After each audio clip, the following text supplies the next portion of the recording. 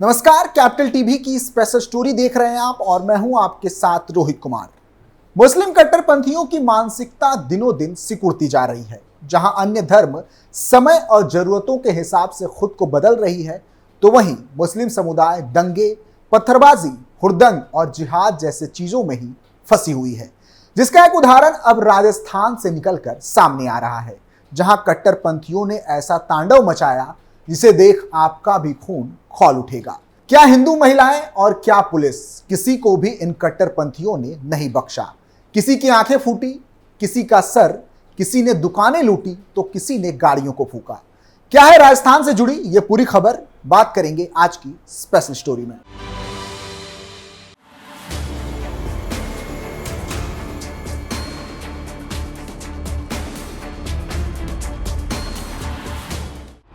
मंदिर की तरफ खोलेंगे ईदगाह की गेट, हिंदुओं ने किया विरोध, कट्टरपंथी बरसाने लगे पत्थर, हिंदू महिला की फूटी आंख, पुलिस भी मौके से फरार। पहले जमीनी विवाद, फिर बहसबाजी, इसके बाद देखते ही देखते पत्थरों की बारिश। अगर आपने भी ऐसा दृश्य कभी नहीं देखा तो आज देख लीजिए। पूरा वीडियो राजस्थान के जोधपुर का है, जहां मुसलमानों ने पूरे इलाके को करबला का मैदान बना दिया। हालात ऐसे कि पुलिस को भी अपनी जान बचाकर भागना पड़ा। मामला जोधपुर के सुरसागर थाना क्षेत्र से जुड़ा है, जहां मुसलमानों ने बलपूर्वक ईदगाह का दरवाजा हनुमान मंदिर की तरफ खोलने की कोशिश की, जिसके बाद दोनों पक्षों के बीच विवाद की स्थिति उत्पन्न हो गई। राजस्थान के जोधपुर स्थित सुरसागर थाना क्षेत्र में 21 जून 2024 की रात को हिंसा भड़क गई। इसके बाद से इलाके में धारा 144 लागू कर दी गई है। यह पूरा विवाद ईदगाह के गेट को लेकर शुरू हुआ था। इसके बाद आगजनी और पत्थरबाजी शुरू हो गई। मामला हिंसक होते ही दोनों पक्षों ने एक दूसरे पर हमला बोल दिया। इस हिंसा में दुकान और ट्रैक्टर को फूंक दिया गया। बीच बचाव करने आए पुलिस कर्मियों को भी चोटें आई। आखिरकार पुलिस को लाठी चार्ज करके स्थिति को संभालना पड़ा। इस झगड़े में लाजवंती गहलोत ने अपनी एक आंख की रोशनी खो दी। घटना के दिन उनका पोता बाहर खेल रहा था। उसे लेने बाहर आई तो एक पत्थर आकर उनकी आंख में लग गई। इसके बाद घर वाले उन्हें अस्पताल लेकर पहुंचे, जहां डॉक्टरों ने बताया कि उनकी आंख की रोशनी चली गई है। इस घटना के बाद लाजवंती ने शनिवार यानी कि 22 जून 2024 को सुरसागर थाने में पहुंचकर अपने बयान दर्ज कराए। इसके बाद पुलिस उन्हें एमएलसी करवाने के लिए अस्पताल लेकर गई। वहीं घायल एक पुलिसकर्मी की सर्जरी कराई गई। वह खतरे से फिलहाल बाहर है। इस घटना को लेकर एक पक्ष शनिवार यानी कि 22 जून 2024 को कलेक्ट्रेट पहुंचा। आरोप है कि कुछ लोगों द्वारा उनके घर में घुसकर परिवार के लोगों को पीटा गया। इसके साथ ही महिलाओं से बदसलूकी भी की गई। कई परिवार का यह भी आरोप है कि इस विवाद से उनका कोई लेना देना नहीं है, फिर भी उनके साथ मारपीट की गई। कई लोगों को जबरदस्ती उठाकर ले जाया गया। इलाके में फिलहाल भारी पुलिस बल तैनात कर दी गई है। ड्रोन से छतों पर रखे पत्थर और उसे फेंकने वाले आरोपियों की पहचान की जा रही है। सबूतों के आधार पर पुलिस लोगों के घरों में दबिश देकर उन्हें पकड़ रही है। जांच के दौरान इलाके के कुछ सीसीटीवी ऐसे भी मिले हैं जिनके तार काट दिए गए थे। स्थिति फिलहाल नियंत्रण में है, लेकिन तनाव बना हुआ है। जोधपुर पश्चिम के पुलिस उपायुक्त राजेश कुमार यादव ने बताया कि बीते रात हुए इस तनाव में 2 पुलिसकर्मी घायल हुए हैं। दोनों पक्षों की शिकायतों के आधार पर 2 एफआईआर दर्ज की गई है। इनमें कुल 200 लोगों के नाम हैं, जिनमें से अब तक 45 लोगों को गिरफ्तार किया जा चुका है। गिरफ्तार लोगों में 7 हिंदू हैं। बाकी संदिग्धों को पकड़ने के लिए छापेमारी जारी है। पुलिस उपायुक्त पश्चिम आलोक श्रीवास्तव ने प्रतापनगर वृत्त के पुलिस स्टेशन सुरसागर, प्रतापनगर सदर, देवनगर और राजीव गांधी नगर थाना क्षेत्र में शनिवार सुबह 6 बजे से धारा 144 लागू कर दी है। कोई भी व्यक्ति किसी भी तरह का हथियार लेकर इन क्षेत्रों में आ जा नहीं सकेगा। धार्मिक उन्माद फैलाने वालों पर सख्त कार्रवाई की जाएगी। दरअसल सुरसागर इलाके के राजाराम सर्किल के पास ईदगाह है। हिंसा की वजह यही ईदगाह है। इसके पीछे की तरफ एक गेट बनवाया जा रहा है। जहां गेट बनाया जा रहा था उसके ठीक सामने हनुमान मंदिर है। हिंदू समुदाय इस नए दरवाजे का लगातार विरोध करता रहा है। इस गेट के निर्माण को लेकर करीब 15 साल पहले भी विवाद हुआ था। विवाद के बाद निर्माण कार्य पर रोक लगा दी गई थी। हालांकि शुक्रवार 21 जून 2024 की शाम को एक पक्ष ने उस समझौते को तोड़ दिया और ईदगाह का दरवाजा फिर से बनवाने लगे। इसकी जानकारी मिलते ही हिंदू समाज के लोग वहां पहुंच गए और उसका विरोध करने लगे।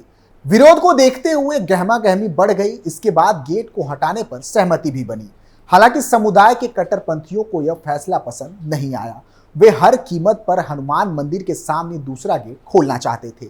इसके बाद वे घटना के दिन देर रात सड़कों पर उतर आए। इसका परिणाम हुआ कि लगभग 2 घंटों तक दोनों तरफ से पत्थरबाजी हुई। इस दौरान एक दुकान और एक ट्रैक्टर को आग के हवाले कर दिया गया, जबकि एक जीप में भी तोड़फोड़ की गई। बता दें कि राजस्थान में दंगों का इतिहास कोई नया नहीं है। बीते साल घटित हुए करौली का दंगा किसे याद नहीं।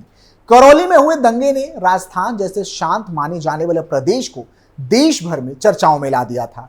घटना के तुरंत बाद करौली छावनी में तब्दील हो गया था। अगले ही दिन देश भर के मीडिया का जमावड़ा लग गया था। सालों बाद भी यहां दंगे के दाग मिटाने के प्रयास किए जा रहे हैं। फूटाकोट चौराहा और हटवाड़ा बाजार में सबसे पहले दंगा भड़का और सबसे ज्यादा नुकसान हुआ। फूटाकोट चौराहे से टंडा हनुमान मंदिर की ओर चले तो दोनों तरफ 3-3 मंजिला 2 मकान जमींदोज हो गए थे। इन मकानों में दुकानें भी बनी हुई थी। वह अब फिर एक नए रूप में तैयार हो गए हैं। यहाँ एक गणेश जी का मंदिर है, उसके ठीक सामने आगजनी से तबाह हुई दुकान आज भी जस की तस मौजूद है। बिना छत और दीवारों के इस दुकान के पत्थरों पर कालिक है। यहाँ पुलिस के बैरिकेड भी रखे हुए हैं। यही कहीं चूड़ियों की दुकानें हैं जो दंगों में सामान सहित जला दिए गए थे। फिर से रंग बिरंगी लाख की चूड़ियों से भरा गया है। दुकानों के टूटे शटर फिर से नए लगा दिए गए हैं। दीवारों पर आगजनी से लगे धुएं के निशानों को पेंट कर दिया गया है। लेकिन इसकी यादें मिटने को तैयार नहीं। बीते कुछ सालों में भारत के अलग अलग राज्यों से एक के बाद एक सांप्रदायिक झड़पों की घटनाएं सामने आई हैं। 2020 में सांप्रदायिक हिंसा की कुल 857 घटनाएं हुई। यह 2019 की तुलना में 94% ज्यादा थी। सांप्रदायिक हिंसा की घटनाओं में अचानक उछाल का अहम कारण दिल्ली है। इसे ऐसे समझिए कि 2014 और 2019 के बीच दिल्ली में सांप्रदायिक दंगों की केवल 2 घटनाएं हुई, लेकिन 2020 में दिल्ली में सांप्रदायिक दंगों की 520 घटनाएं हुई, जिससे देश भर के आंकड़ों में वृद्धि हुई। एक रिपोर्ट के अनुसार भारत में 2016 और 2020 के बीच सांप्रदायिक और धार्मिक दंगों के 3,399 मामले सामने आए और यह डाटा काफी सटीक है और एनसीआरबी के आंकड़ों से भी मेल खाती है।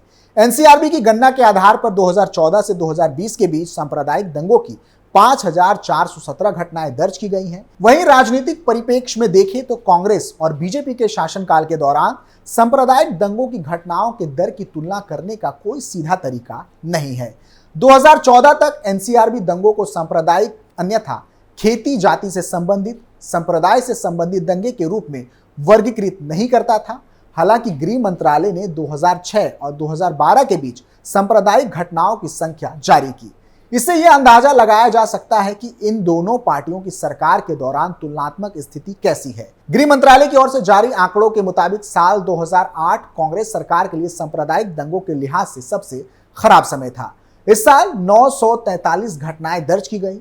साल 2014 में एनसीआरबी के अनुसार देश में 1227 सांप्रदायिक घटनाएं हुई। इसी साल बीजेपी की सत्ता में वापसी हुई थी। यदि दोनों पार्टियों की सरकार के कार्यकाल की तुलना की जाए तो 2006 और 2012 कांग्रेस सरकार के 6 साल के कार्यकाल के दौरान सांप्रदायिक हिंसा की कुल 5,142 घटनाएं दर्ज की गईं, जबकि 2014 और 2020 के बीच बीजेपी सरकार के शासन के 6 वर्ष में कुल 5,417 घटनाएं दर्ज की गई हैं। भारत में सांप्रदायिक दंगों की घटना 2020 तक धीरे धीरे कम हो रही थी, लेकिन कम घटनाओं का मतलब ये कतई नहीं कि पीड़ित भी कम है। 2014 में 1227 सांप्रदायिक घटनाओं में 2001 पीड़ित थे। 2018 तक घटनाओं की संख्या घटकर केवल 512 रह गई, लेकिन दंगों से प्रभावित पीड़ितों की संख्या 812 थी। कुल पीड़ितों का अनुपात 2019 और 2020 में कम हुआ है, लेकिन कम घटनाओं के रिपोर्ट होने के बावजूद 2017 और 2018 के दौरान यह आंकड़ा काफी अधिक था। चूंकि ये आंकड़े थोड़े पुराने हैं, लेकिन मौजूदा स्थिति का पता इसकी मदद से आसानी से लगाया जा सकता है। हालांकि बीते कुछ सालों के बीजेपी शासन में चीजें कुछ बदली हैं, लेकिन कोई भी सरकार ये नहीं कह सकती कि उन्होंने दंगों पर पूरी तरह से नियंत्रण कर लिया है। फिलहाल के लिए इतना ही। आप देखते रहिए कैपिटल टीवी उत्तर प्रदेश। नमस्कार।